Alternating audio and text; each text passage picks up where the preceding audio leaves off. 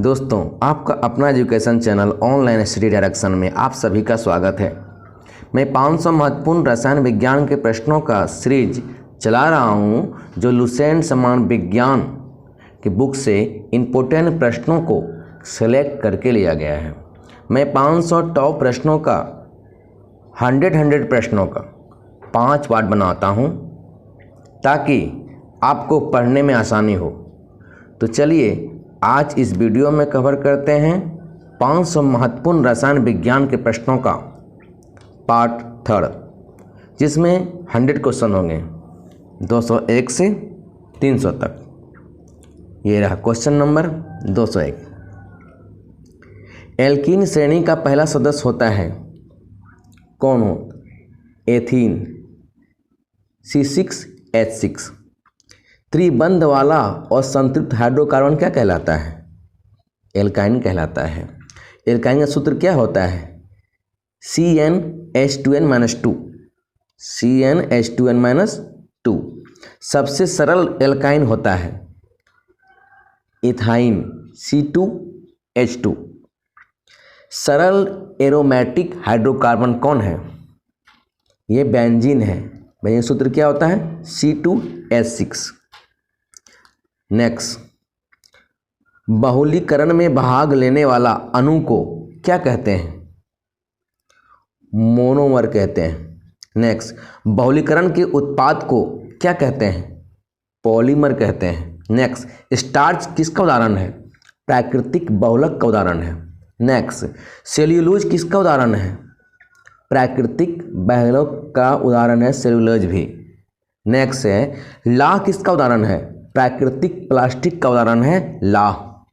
Next देखते हैं, सदैव गर्म करने पर मुलायम और ठंडा करने पर कठोर होने वाला प्लास्टिक को क्या कहते हैं? इसे कहते हैं थर्मोप्लास्टिक। नेक्स्ट देखते हैं, तार के ऊपर कवर तथा पैकिंग थैली बनाने में काम आने वाला प्लास्टिक कौन होता है? इसे कहते हैं पॉलीथीन। नेक्स्ट, बरसाती सीट कवर बनाने वाला प्लास्टिक कौन होता है? जो बरसाती सीट कवर बनाते हैं ना, वो जो प्लास्टिक उसमें यूज होता है वो कौन सा होता है? तो पॉलीविनाइल क्लोराइड। ये पॉलीथीन का नाम है पॉलीविनाइल क्लोराइड। नेक्स्ट है, अम्ल रखने की बोतल तथा सेलों के कवर बनाने में किसका प्रयोग होता है? ये पॉलीस्टाइरीन का प्रयोग होता है। पॉलीस्टाइरीन का। रेडियो और टेलीविज़न के केस तथा बाल्टी बनाने में किसका प्रयोग होता है? बेकेलाइट का प्रयोग होता है। नेक्स्ट, आइसोप्रीन का बहुलक है क्या? आइसोप्रीन किसका बहुलक है? प्राकृतिक रबड़, थर्मोप्लास्टिक। नेक्स्ट देखते हैं, प्राकृतिक रबड़ को सल्फर के साथ मिलाकर गर्म करने की क्रिया क्या कहलाती है? ये वल्कनीकरण कहलाती है। नेक्स्ट, कार्बन डाइऑक्साइड में आसानी से कौन घुल जाता है? रबड़ घुल जाता है। नेक्स्ट, प्राकृतिक रबड़ को कठोर बनाने के लिए क्या मिलाया जाता है? तो कार्बन मिलाया जाता है उसमें। नेक्स्ट, ट्यूब तथा टायर बनाने में काम आने वाला रबड़ कौन सा होता है? ट्यूब तथा टायर बनाने में काम आने रबड़ कौन सा होता है? तो प्राकृतिक रबड़ होता है। रॉकेट इंजन में ठोस ईंधन के रूप में किसका प्रयोग होता है? तो थाइकॉल रबर का प्रयोग होता है। नेक्स्ट, कौन सा शब्द न्यूयॉर्क के NY तथा लंदन के LON से मिलकर बना हुआ है? तो ये बना हुआ है नायलॉन शब्द। नेक्स्ट, मानव द्वारा संश्लिष्ट किया गया पहला रेशा कौन सा है? ये नायलॉन ही है। नेक्स्ट, नायलॉन रेशा का निर्माण सर्वप्रथम कब हुआ था? तो 1935 में, 1935 ईस्वी में हुआ था। नेक्स्ट, मछली पकड़ने वाले जाल में कौन सा रेशा प्रयोग होता है? नायलॉन प्रयोग होता है। पर्वतारोहण, नेक्स्ट क्वेश्चन है, पर्वतारोहण के लिए रस्सी तथा पैराशूट का कपड़ा में किसका प्रयोग होता है? ये नायलॉन का ही प्रयोग होता है। रेयॉन रासायनिक दृष्टि से किसके समान है? सूत के समान है। नेक्स्ट, पॉलिस्टर कहाँ विकसित किया गया था? इंग्लैंड में। जो पॉलिस्टर है ना, उसको इंग्लैंड में विकसित किया गया था। नेक्स्ट, अंतरिक्ष यान तथा खेल कूद की सामग्री बनाने में किसका प्रयोग होता है? कार्बन फाइबर का प्रयोग होता है। नेक्स्ट, प्राकृतिक गैस का ताप परिसर कितना होता है? तो 30 डिग्री सेल्सियस से नीचे होता है। नेक्स्ट है, पेट्रोल का ताप परिसर कितना होता है? 20 डिग्री सेल्सियस से 100 डिग्री सेल्सियस। नेक्स्ट, संश्लेषित रेशों के उत्पादन में क्या प्रयोग होता है? नेफ्ता प्रयोग होता है। नेक्स्ट देखते हैं, डीजल का ताप परिसर कितना होता है? 250 डिग्री सेल्सियस से 350 डिग्री सेल्सियस होता है। नेक्स्ट, संनेहक एवं दवा बनाने में किसका प्रयोग होता है? पेट्रोलियम जेली का प्रयोग होता है। नेक्स्ट, मोमबत्ती बनाने में किसका प्रयोग होता है? मोमबत्ती बनाने में किसका प्रयोग होता है? पैराफिन मोम का प्रयोग होता है, पैराफिन मोम का। नेक्स्ट, सड़क बनाने में किसका प्रयोग होता है? ये कोलतार का प्रयोग होता है। किस ईंधन का ऊष्मीयमान सबसे अधिक होता है? यह है हाइड्रोजन, इसका ऊष्मीयमान सबसे अधिक होता है। नेक्स्ट, किसे भविष्य का ईंधन कहा जाता है? हाइड्रोजन को ही कहा जाता है। नेक्स्ट, सबसे अच्छा स्फोटक रोधी यौगिक कौन सा है? तो टेट्रा एथिलेड। कौन है? टेट्रा एथिलेड। नेक्स्ट, अपस्फोटन को किसके द्वारा व्यक्त किया जाता है? ऑक्टेन संख्या के द्वारा व्यक्त किया जाता है। नेक्स्ट, सबसे निम्न कोटि का कोयला कौन होता है? पीट कोयला। नेक्स्ट, पीट कोयला में कार्बन की मात्रा कितनी होती है? तो 50 से 60% तक। नेक्स्ट, किस कोयला में जलवाष्प की मात्रा अधिक होती है? लिग्नाइट कोयला में। नेक्स्ट, किस कोयला का रंग भूरा होता है? तो लिग्नाइट कोयला का रंग भूरा होता है। नेक्स्ट, मुलायम कोयला के नाम से किसे जाना जाता है? बिटुमिन्स कोयला को मुलायम कोयला के नाम से जाना जाता है। नेक्स्ट, घरेलू उपयोग वाला कोयला कौन सा होता है? तो बिटुमिनस कोयला होता है, घरेलू उपयोग वाला कोयला इसे कहते हैं। नेक्स्ट, बिटुमिन्स कोयला में कार्बन की मात्रा कितनी होती है? 70 से 85% तक होती है। नेक्स्ट, सबसे उत्तम किस्म का कोयला कौन सा होता है? एंथ्रासाइट कोयला होता है। नेक्स्ट, एंथ्रासाइट कोयले में कार्बन की मात्रा कितनी होती है? 85% से अधिक होती है कार्बन की मात्रा एंथ्रासाइट कोयला में। नेक्स्ट, प्राकृतिक गैस में कितना परसेंटेज मीथेन होता है? 80% मीथेन होता है प्राकृतिक गैस में। नेक्स्ट है, घरों में उपयुक्त होने वाला प्राकृतिक गैस कौन सा है? एलपीजी गैस है। नेक्स्ट, एलपीजी गैस से दुर्घटना होने से बचने के लिए उसमें क्या मिलाया जाता है? इसे मिलाया जाता है मिथाइल मरकैप्टन। नेक्स्ट, लाल तप्त को प्रभावित होने से कौन सा गैस बनता है? ये बनता है प्रोड्यूसर गैस बनता है। नेक्स्ट देखते हैं, प्रोड्यूसर गैस में ईंधन का कार्य कौन करता है? ये करता है carbon monoxide. Next, producer gas में नाइट्रोजन कितना परसेंटेज होता है? ये 70% होता है प्रोड्यूसर गैस में। प्रोड्यूसर गैस में कार्बन मोनोऑक्साइड कितना परसेंटेज होता है? ये 25% होता है प्रोड्यूसर गैस में कार्बन मोनोऑक्साइड। नेक्स्ट, कांच एवं इस्पात उपयोग में ईंधन का कार्य कौन करता है? ये करता है प्रोड्यूसर गैस। कौन गैस का उपयोग हाइड्रोजन एवं अल्कोहल के निर्माण में अपचायक का काम करती है?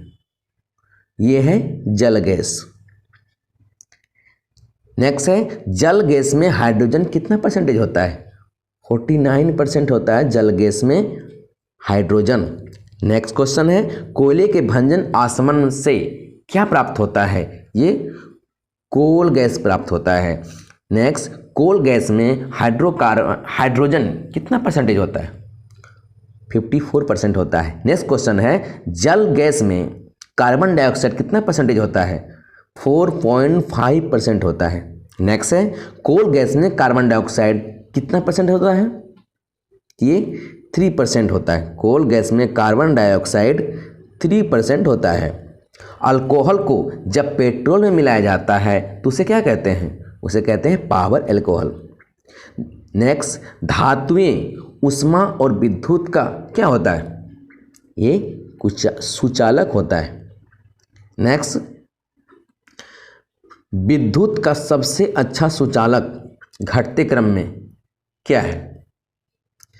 तो सबसे पहले है चांदी, सबसे अच्छा सुचालक है विद्युत का, उसके बाद है तांबा, उसके बाद है एल्युमिनियम, उसके बाद है टंगस्टन।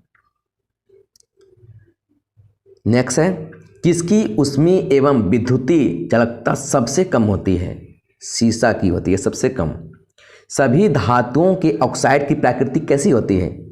क्षारीय होती है, क्षारीय होती है। ठीक, नेक्स्ट देखते हैं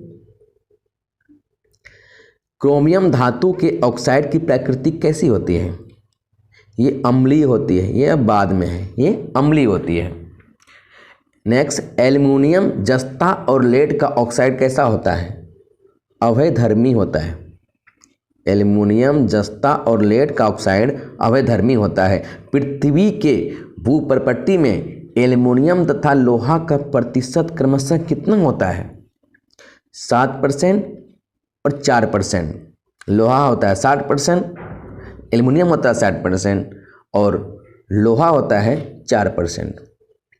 भूपर्पट्टी में एल्युमिनियम तथा लोहा का प्रतिशत होता है क्रमशः 7% और 4%।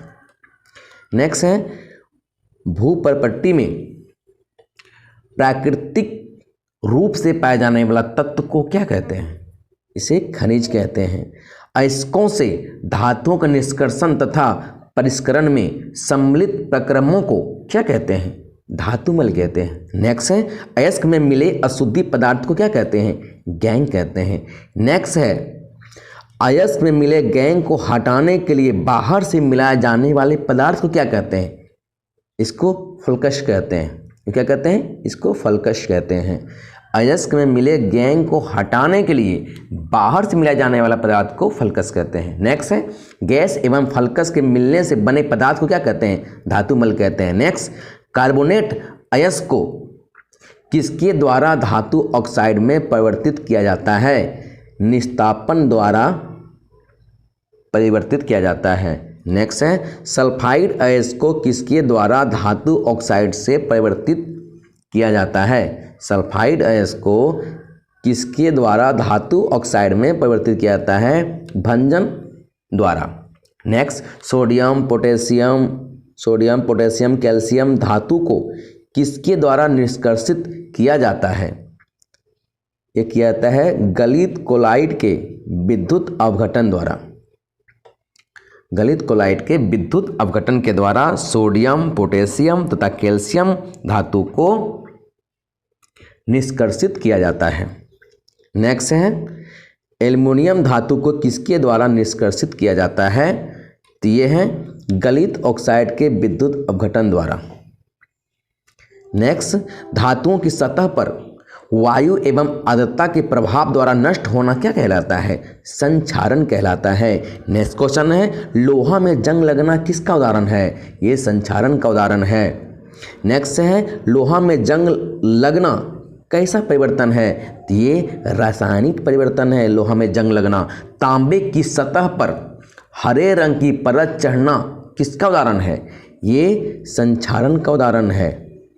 नेक्स्ट है चांदी की वस्तु पर काला होना, चांदी की वस्तु का काला होना किसका उदाहरण है? ये भी संक्षारण का उदाहरण है। नेक्स्ट क्वेश्चन है लोहा में जंग लगने से लोहे का भार पर क्या प्रभाव पड़ता है?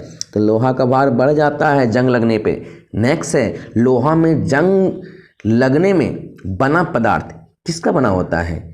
ये होता है फेरिसोफेरिक ऑक्साइड। फेरिसोफेरिक ऑक्साइड, इसका सूत्र क्या होता है? Fe2O3X H2O, इसका ये सूत्र है। नेक्स्ट है लोहे को जंग लगने से बचाया जा सकता है। लोहे को जंग लगने से कैसे बचाया जा सकता है? इसे पेंट करके, तेल और ग्रीस लगाकर, यथा यशद लेपन और क्रीमियम लेपन के द्वारा भी लोहे को जंग लगने से बचाया जा सकता है। पेंट करके, तेल और ग्रीस लगाकर तथा यशद लेपन और क्रोमियम लेपन से भी बचा सकते हैं लोहे को जंग लगने से। नेक्स्ट है, लोहा एवं इस्पात पर जस्ते की परत चढ़ाने की विधि को क्या कहलाते हैं? लोहे एवं जस्ता की परत, पतली परत, लोहे एवं इस्पात पर जस्ते की पतली परत चढ़ाने की विधि को क्या कहलाती है? ये कहलाती है यशद लेपन। नेक्स्ट है, तांबे की सतह पर बना हरा पदार्थ क्या कहलाता है? ये कॉपर कार्बोनेट कहलाता है। नेक्स्ट है, तांबा वायु में किस के साथ अभिक्रिया करने से तांबा की चमक खत्म हो जाती है? ये आर्द्र कार्बन डाइऑक्साइड से अभिक्रिया करने पे तांबे की चमक खत्म हो जाती है। सिल्वर को कुछ दिनों तक खुली वायु में छोड़ देने पर सिल्वर का रंग कैसा हो जाता है? तो काला हो जाता है। नेक्स्ट क्वेश्चन देखते हैं, कौन सी भारी धातु जल में घोलकर जल प्रदूषित करती है? कौन सी धातु? कैडमियम, लेड तथा पारा। ये जो धातु है ना, जल में घुलकर जल को प्रदूषित कर देती है। कैडमियम, लेड और पारा। नेक्स्ट, कौन सी धातु गुर्दों को नष्ट करती है? कौन सी धातु? तो ये है कैडमियम और पारा। नेक्स्ट, गुर्दे, जिगर, मस्तिष्क तथा केंद्रीय तंत्रिका तंत्र को कौन प्रभावित करता है? तो ये लेड प्रभावित करता है। गुर्दे, जिगर, मस्तिष्क तथा केंद्रीय तंत्रिका तंत्र को जो प्रभावित करने वाला कौन होता है? लेड होता है। नेक्स्ट क्वेश्चन देखते हैं, टंगस्टन का गलनांक कितना होता है? तो 3500 डिग्री सेल्सियस होता है। भारत में, नेक्स्ट क्वेश्चन है, भारत में टंगस्टन का उत्पादन कहाँ से होता है? तो राजस्थान के देगाना खान से होता है भारत में टंगस्टन का उत्पादन। नेक्स्ट है, टंगस्टन तंतु के उपचयन को रोकने के लिए क्या करते हैं? तो बिजली के बल्ब से हवा निकाल देते हैं। नेक्स्ट है, ऑक्सीजन तथा नाइट्रोजन दोनों में जलने वाली धातु कौन सी है? यह है जिरकोनियम। ऑक्सीजन तथा नाइट्रोजन दोनों में जलने वाली धातु कौन सी है? वह है जिरकोनियम। नेक्स्ट क्वेश्चन और आज का लास्ट क्वेश्चन है, जिरकोनियम, कैडमियम, बोरान का उपयोग किस में करते हैं? इसको उपयोग करते हैं नाभिकीय रिएक्टर में। तो दोस्तों, ये था 500 महत्वपूर्ण रसायन विज्ञान के प्रश्नों का पार्ट 3 जो लुसेंट समान विज्ञान बुक से लिया गया था। अगर आपने पार्ट 1 और पार्ट 2 नहीं देखा है तो उसका भी लिंक डिस्क्रिप्शन बॉक्स में दे दूंगा, आप वहां से देख सकते हैं। साथ ही सभी 500 प्रश्नों का PDF फाइल भी रसायन विज्ञान के लास्ट पार्ट यानी पाँचवा पार्ट 5 में दे दूंगा। रिवीजन के तौर पर आप बाद में पढ़ सकते हैं। तो दोस्तों, हमारे होनहार छात्र और छात्राओं, अगर मेरे इस वीडियो से आपको रसायन विज्ञान के प्रश्नों को सीखने और समझने में कुछ मदद मिली हो तो मेरे चैनल ऑनलाइन स्टडी डायरेक्शन को लाइक करें, शेयर करें और सब्सक्राइब करके बेल बटन ज़रूर दबा दें ताकि जैसे ही मैं कोई नया वीडियो डालूं इसका नोटिफिकेशन सबसे पहले आपको मिल जाए। तो ओके, आपसे जल्दी मिलते हैं अगले वीडियो में। तब तक के लिए बाय।